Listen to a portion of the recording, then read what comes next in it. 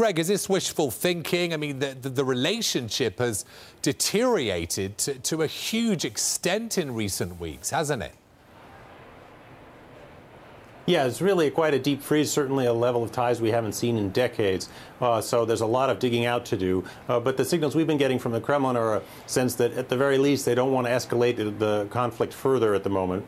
And we saw early this week Parliament had brought forward a bill to retaliate against the latest round of U.S. sanctions with a sweeping restrictions on trade with the U.S. And the orders from the Kremlin came through to put the brakes on that hard. And so that's now been put on the shelf for the moment. And certainly the rhetoric has been toned down. So we'll see what happens. The Russians have been encouraged by messages out of Washington, despite the conflicting signs publicly over the threat of new sanctions. It emerged today that the U.S. had reassured the foreign ministry back over the weekend through the Russian embassy in Washington after Nikki Haley's comments, the ambassador to the United Nations, about possible new sanctions. The message to the embassy in Washington was, don't worry, there won't be new sanctions anytime soon. And that's one Bill's team today was able to confirm as well.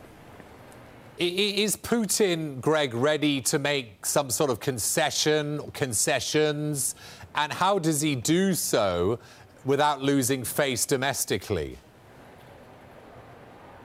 Well, that's really the billion-dollar question, and I don't think we have a clear sense of that as yet. There's a sense that there's some desire on the part of the Kremlin to prevent a further escalation of the crisis. There's a hope that maybe Trump will be able to deliver on his promises of better relations, and I think a deepening sense, particularly after this last wave of sanctions, which have really roiled the world of the oligarchs and the aluminum industry, an important sector in the Russian economy, that going further down that road is only going to be much harder on Russia, and that Russia doesn't have a whole lot of weapons in its arsenal it wants to deploy to fight back. So I think it's going to be tough at this stage. The relationship is already, as you mentioned, so spoiled by the last couple of years. But at least for the moment, the signals from Moscow are a little bit more conciliatory.